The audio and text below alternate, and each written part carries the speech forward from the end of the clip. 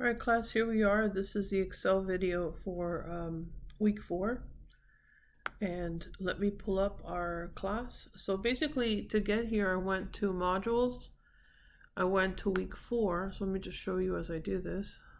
So you go to your modules page, go down to week 4. And in week 4, you're going to notice where it says week 4 Excel Lab 2 measuring quality with control charts. So click on that. When you do that, you'll find that you have an Excel Lab data file which you're going to use. Down here you'll find the rubric of what we're looking for, so keep that in mind, because I will be using this to grade your Excel work. So I'll go ahead and I'll click on the Excel Lab, and it will pop up as an Excel document, which I'm going to open up for you right now. And we're going to begin this by enabling editing. All right, and so first thing you want to do is, once you read the question, which we're going to do now, it states very clearly the data below was taken by a quality control manager to measure the exact amount of paint in the in the company's 4-liter paint cans measurement. So in other words, they sell 4-liter paint cans, and we're testing the processing system to make sure that it's measuring exactly 4 liters per can filled. And out of 25 days, they took 4 samples, which were taken over the course of the 25 days. So what I'm going to do is I'm going to walk you through the mechanics of what is needed here. I also want you to notice that the standard deviation is noted as 0.25 using a previous study. So I'm going to begin by filling in the formulas that you'll need for these sections. And then we're going to create the X-bar control chart. And I also want to discuss with you some points of analysis that you might want to take a look at.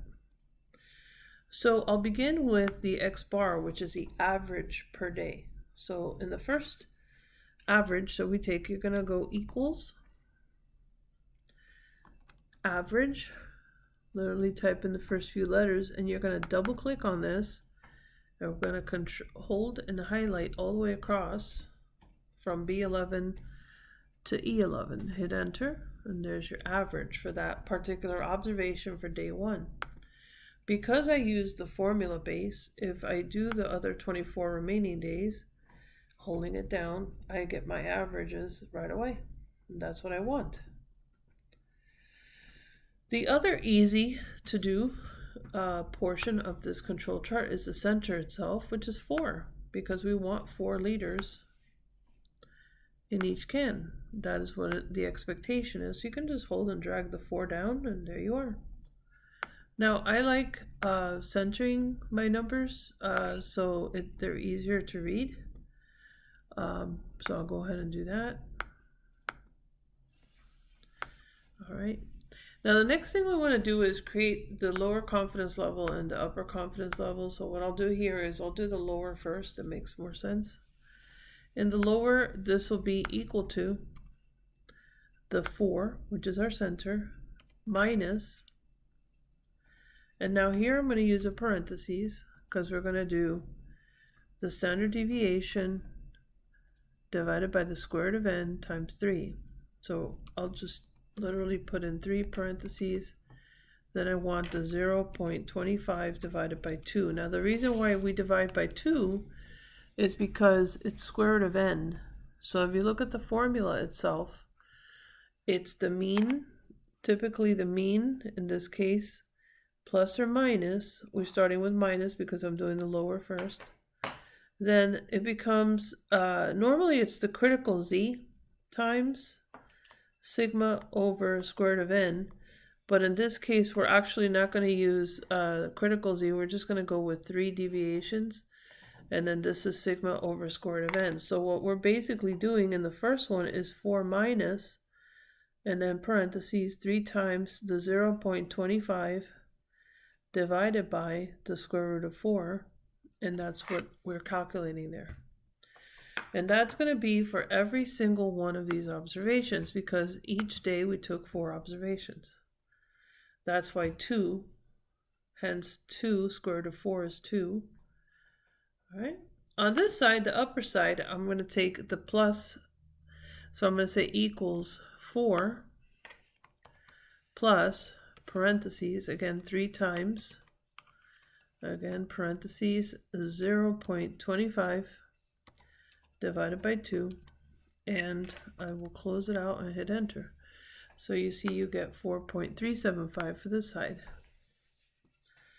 Okay, so those are the 2 particular formulas that you're going to need for the upper and lower cutoffs. And then you have your center line, and then you have these values, which should be represented in the line, as you will see.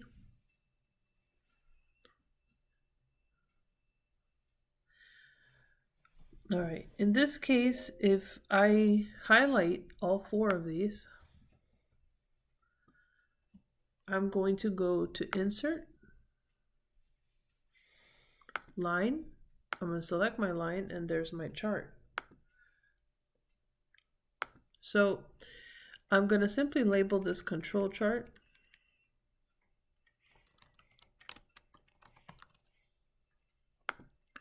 All right, and if I pop this open, you will see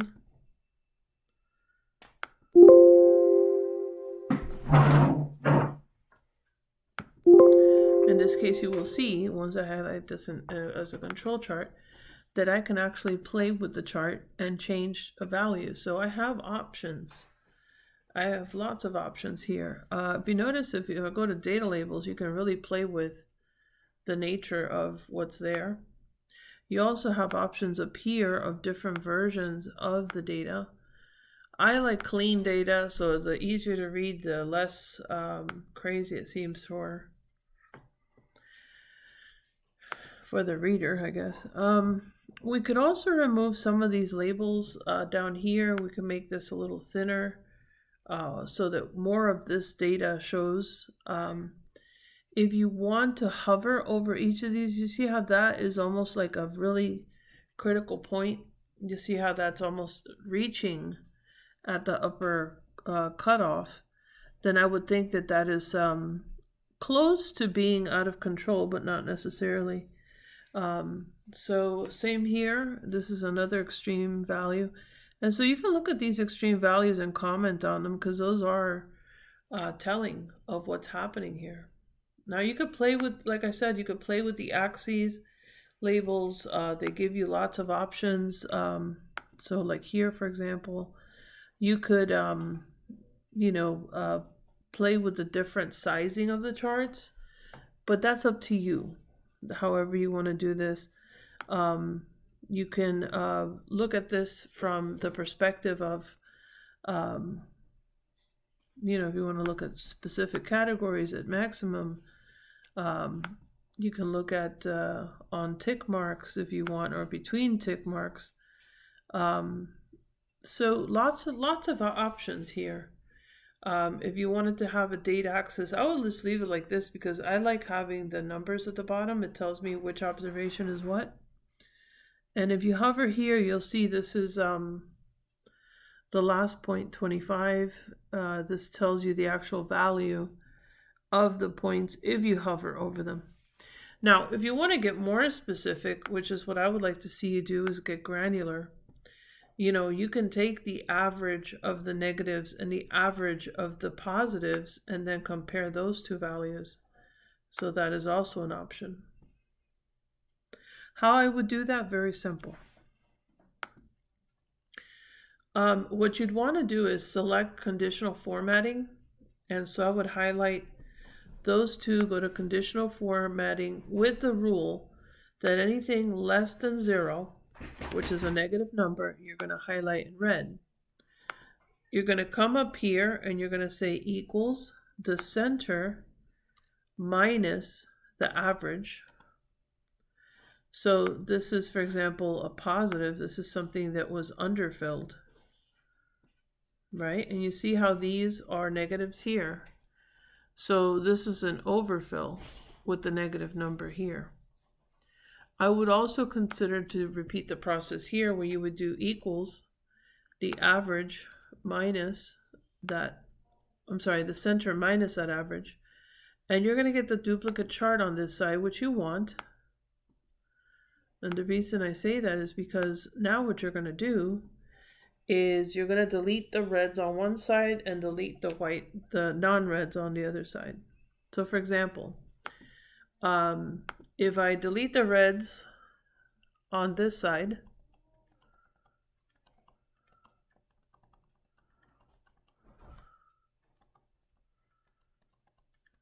right, and then we obtain a total down here, which we will do in a minute, and I'm going to here delete the non-reds. So I'm going to get rid of this and so on.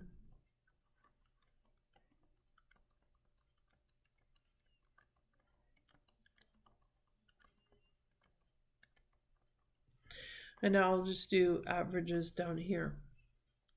So if I say equals average,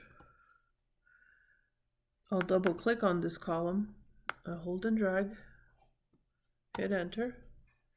And so it looks like in this case, you underfilled about 0.1024.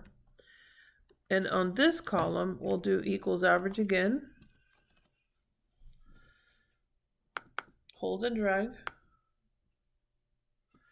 And in this case, you overfilled 0.08.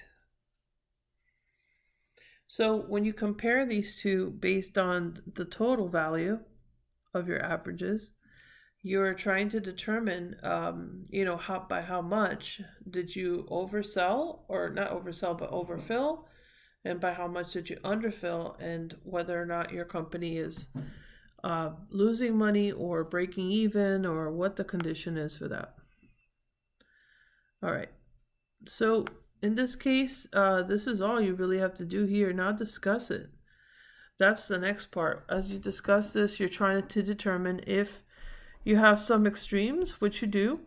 So let me see if I can copy this little document that we have going on here. I'm going to control copy that. And I'm going to come down here and I'm going to drop it, control paste. Okay, let's not do that. That's not working out very well. All right, so let's go back. I'm going to try and make some space here. Let me see if I can do that.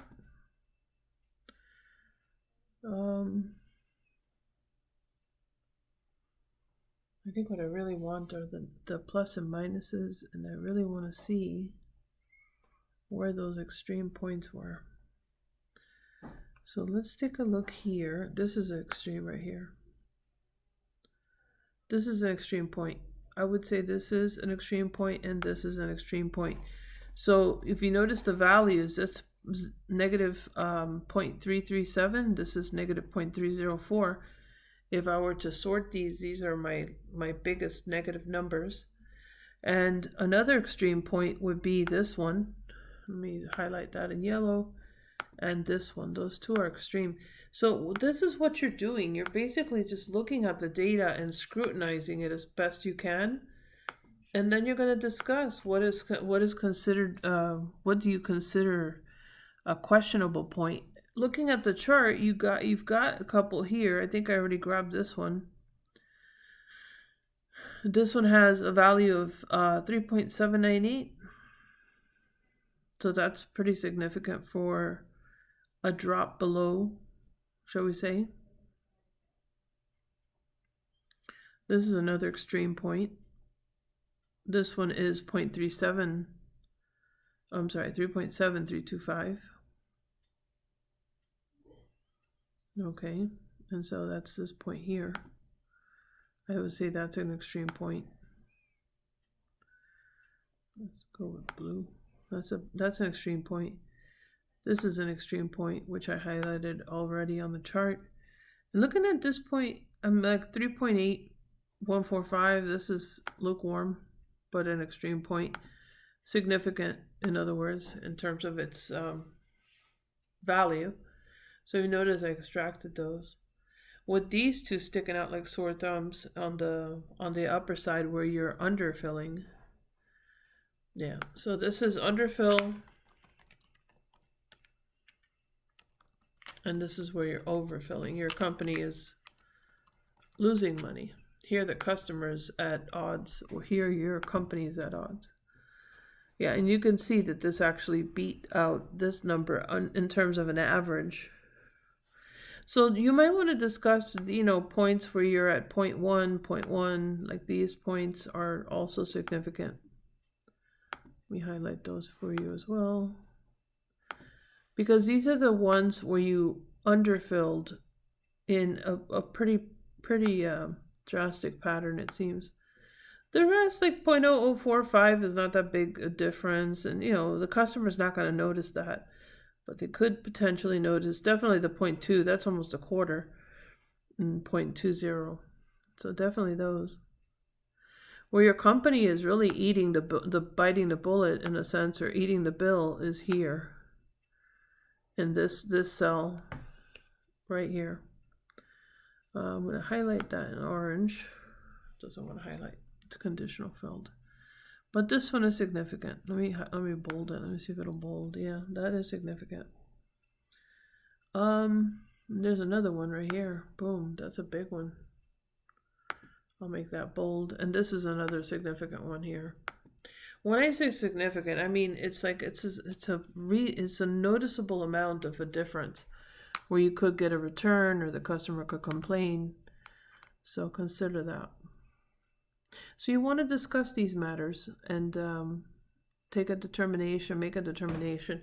You also might want to check out to see what's going on here. Because if I'm trying to see what's going on with the filler, overall, it should be 4. It's pretty close. It's not that big a difference, I think. But if you also compare the underfills and the overfills, which is what we're doing over here, you'll notice that even though that's 3.98, that is actually close to the average, and it could be deceiving. There is a significant difference here because you are overfilling by about 0.10. Don't be deceived by the negative. That's just the order in which I did the math. And so yes, you want to discuss this. You want to discuss the significant points. As far as being a system out of control, I wouldn't say it's out of control, but I would say that if, obviously days 1 to 25 could be dated. So you can say that's February 1st to February 25th. You definitely had a glitch happen between here, which is series 0.6 at 3.92. Going all the way, I would even suspect to here, that was a significant range of fluctuation. And then you had a minor fluctuation, then it seems to have leveled out. Another little blip fluctuation, but that's not a big deal. So that's what you were expecting of you, to take this information and play with it, test out the different values and comment on it. Because that's what we're looking for, is basically your opinion of what's happening or your observation of what's happening. Please read the rubric because it'll offer you clarity, and there's also some sample work you can request or gain access to.